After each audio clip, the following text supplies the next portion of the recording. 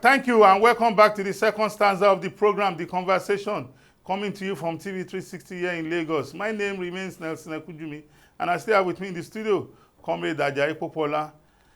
Comrade Popola, thank you for staying with us on the second stanza of the program. So thank you. Yes, in this second stanza of the program, I want to quickly look at the rumble in the Nigerian oil industry. Of late, the private local refinery called the Dangote Refinery has been in the public space, making allegations of alleged sabotage. And unfortunately or fortunately, the allegations have even developed to the level that the House of Representatives, led by the Speaker, visited the Dangote refinery, and they became an inspection committee inspecting Dangote's Facilities. products and facilities. And Dangote refinery has alleged, because the CEO of the Nigerian Midstream and Downstream Regulatory Agency, Mr. Farouk Ahmed, had alleged that the quality of Dangote's products was far below international standard, and Dangote refinery has fired back. If you ask me, looking at all the issues, I think the developments in the industry is rather unfortunate. While we must commend Dangote refinery for investing in the Nigerian oil industry, we must also be cautious, because a lot of persons have said, we should give Dangote all the necessary support, all the this and that. We must recognize that the Nigerian oil industry today is governed by the PIA. And the PIA is a law that has attracted both local and international investors. So while we want the Dangote refinery to come fully on stream, we must also ensure that we tell the Dangote refinery that its focus, its obsession that it must get its crude in Nigeria is not the way an investor behaves.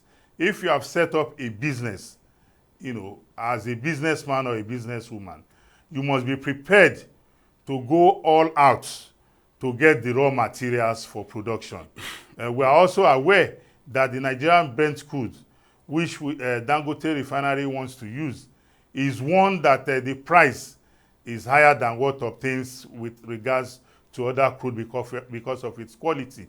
And we are also aware that the Dangote refinery is a high-tech refinery that can process even the worst of crude to produce the best petrol, kerosene, Jet A1 fuel. So,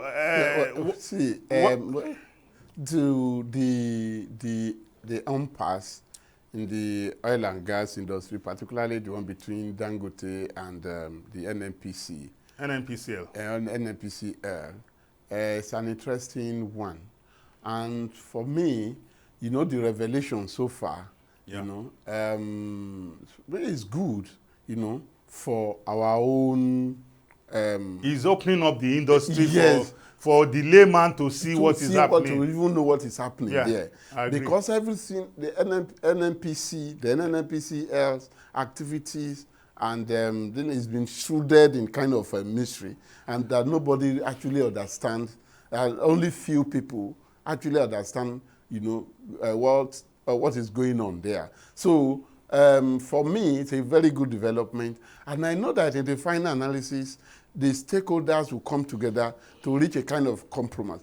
Yes, I sincerely believe too that Dangote should get our own crude to refine, particularly for local markets. Then, and of course, I don't know if Dangote, while building the refinery, had a kind of an agreement, an agreement or MOU with NNPC for the supply of crude. Because you cannot just assume, because you operate here and you must necessarily get crude from NNPC. And the revelation so far shows that, in fact, the NNPC or the government has entered into a kind of agreement with various international stakeholders in terms of supply.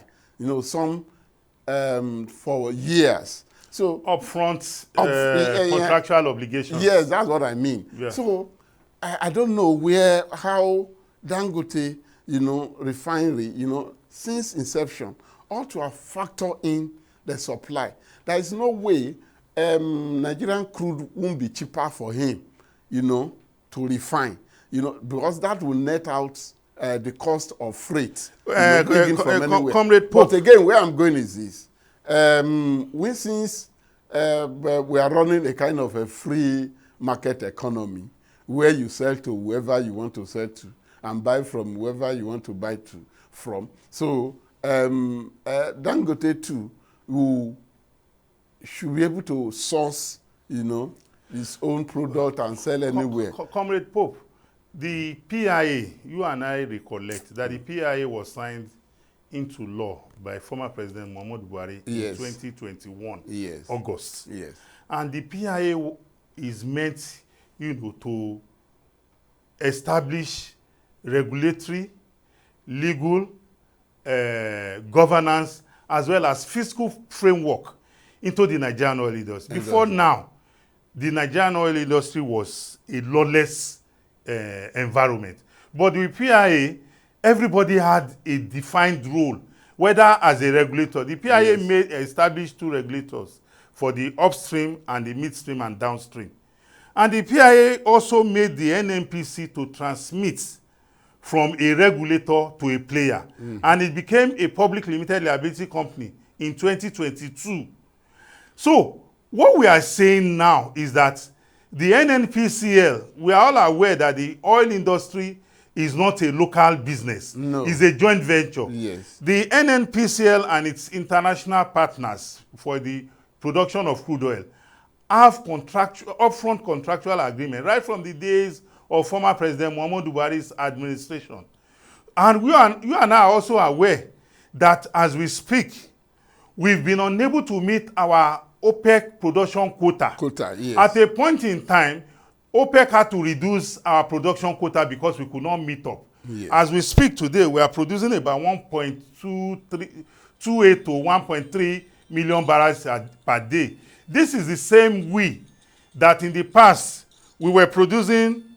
In the past, we were producing 2.3 million barrels per day. Yes. So if the situation is like this now, one expects that Alhaji Aliko Dangote and his management will recognize the challenges facing our oil industry in terms of vandalism and crude oil theft.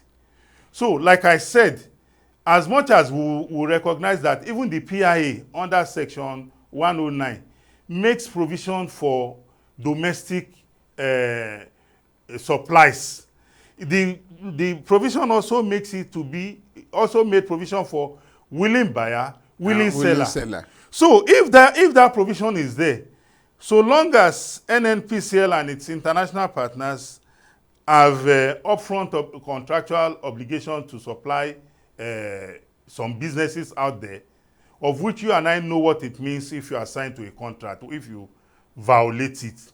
One expects that instead of coming to press at every point in time, that they know what to do. That is why I must commend the Minister of State for Petroleum Oil. That's Mr.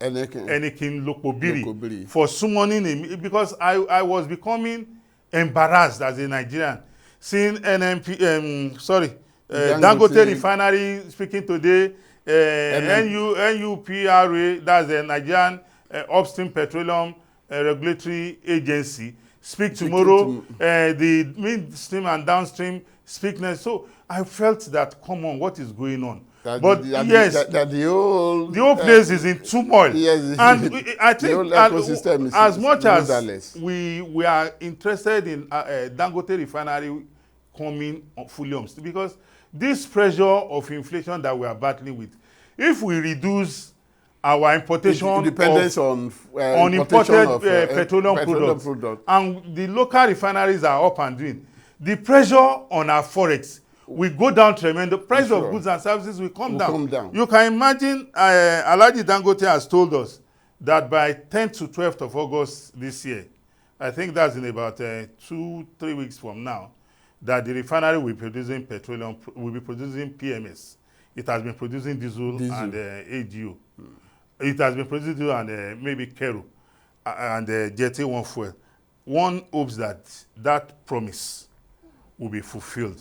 No, it is very essential. We see the issue of Dangote, even we are not even talking about even Port Harcourt refinery and the rest. The NNPCL GMD said the Port Harcourt refinery old will also come on stream in August, while the new and Warri refinery, including Kaduna, we should be looking at the end of December. Some persons have dismissed it, but I want us as Nigerians to hold him to this promise this time around. He has promised several times. But he's not the one who is delaying the function of the refinery, because it's just one man. If people who are supposed to work on the refinery encounter problems and they cannot meet up with the deadline, do you hold the GMD responsible for technical issues? It's not administrative.